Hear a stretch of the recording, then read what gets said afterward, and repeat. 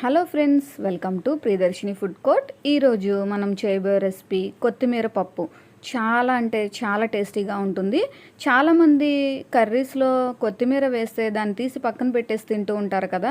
కానీ కొత్తిమీర హెల్త్కి చాలా చాలా మంచిదండి. అందులో యాంటీ ఆక్సిడెంట్స్ ఉంటాయి, ఎన్నో విటమిన్స్ అన్నీ ఉంటాయి. సో మనం ఇలా పప్పు చేసుకొని తింటే అవన్నీ మన బాడీకి వస్తాయి. చాలా సింపుల్గా కూడా ఈ కర్రీ చేయొచ్చు. ఇప్పుడు ప్రాసెస్ ఏంటో చూద్దాం.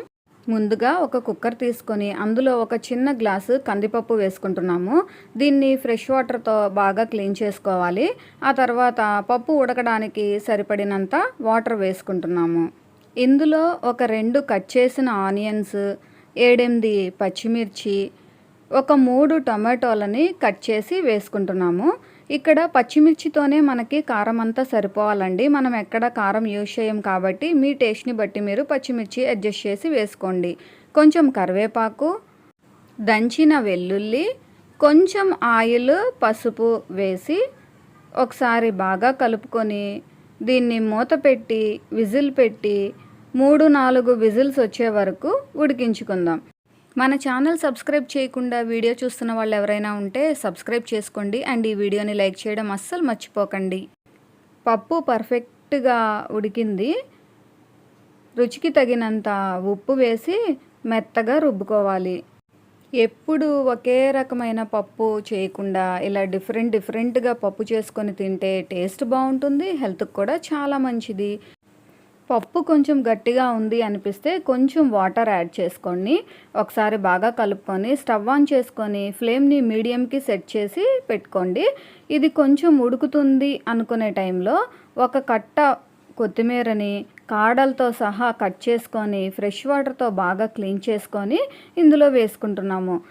కొత్తిమీర ఎప్పుడైనా ఫ్రెష్గా ఉన్నది వేసుకోవాలండి. అప్పుడే మనకి ఆ అరోమా అంతా ఆ పప్పులోకి దిగి చాలా టేస్టీగా ఉంటుంది. ఆ అరోమాకే ఎప్పుడెప్పుడు తినేయాలా అనిపిస్తుంది, అంత బాగుంటుంది. నార్మల్గా పప్పులో అయితే లాస్ట్లో మనం కొంచెం కొత్తిమీర వేసుకుంటాం కదా, కానీ ఇందులో అయితే ఒక పెద్ద కట్ట కాడలతో సహా కొత్తిమీరని వేసుకుంటే అప్పుడు మనకి ఆ కొత్తిమీర పప్పు టేస్ట్ చాలా బాగుంటుంది అండ్ హెల్త్కి కూడా చాలా చాలా మంచిది. అప్పుడప్పుడైనా ఈ పప్పు చేసుకొని తింటా ఉండండి. ఇప్పుడైతే ఒక 2 మినిట్స్ ఉడికించుకున్న తర్వాత స్టవ్ ఆఫ్ చేసుకొని ఇందులో ఒక హాఫ్ లెమన్ వరకు జ్యూస్ వేసుకుంటున్నాము. ఒకసారి కలుపుకొని పక్కన పెట్టుకుందాము. ఇప్పుడు స్టవ్ ఆన్ చేసుకొని ఒక గిన్నె పెట్టుకొని తగినంత ఆయిల్ వేసి అది హీట్ అయిన తర్వాత ఎండుమిర్చి, దంచిన వెల్లుల్లి, తాలింపు గింజలు, కొంచెం జీలకర్ర, కరివేపాకు వేసుకుందాం. ఈ తాలింపు పర్ఫెక్ట్గా వేగిన తర్వాత స్టవ్ ఆఫ్ చేసుకొని మనం ముందుగా రెడీ చేసుకున్న కొత్తిమీర పప్పుని ఇందులో వేసుకుందాం. చూసారు కదా, టేస్టీ కొత్తిమీర పప్పు రెడీ అయింది.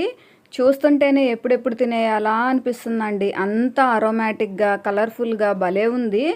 ఈ కొత్తిమీర పప్పు రైస్లోకి మాత్రమే కాదండి, చపాతీ, పరోటా, పుల్కా ఇలా దేనిలోకి మ్యాచ్ చేసుకొని తిన్నా సూపర్ టేస్టీగా ఉంటుంది. హెల్త్కి అయితే చాలా చాలా మంచిది. అసలు వంట చేయడం రాని వాళ్ళు కూడా ఎంతో ఈజీగా చేయొచ్చు. తక్కువ ఇంగ్రీడియంట్స్తో అప్పటికప్పుడు ఈజీగా ప్రిపేర్ చేసుకోవచ్చు. మీరందరూ తప్పకుండా మా ప్రాసెస్లో ఈ కొత్తిమీర పప్పుని ఒకసారి ట్రై చేయండి. ట్రై చేసి మీకు టేస్ట్ ఎలా వచ్చిందో మాకు కామెంట్ చేయండి. ఈ రెసిపీ మీకు నచ్చినట్లయితే ఈ వీడియోని లైక్ చేయండి, షేర్ చేయండి. మా ఛానల్ని తప్పకుండా సబ్స్క్రైబ్ చేయండి.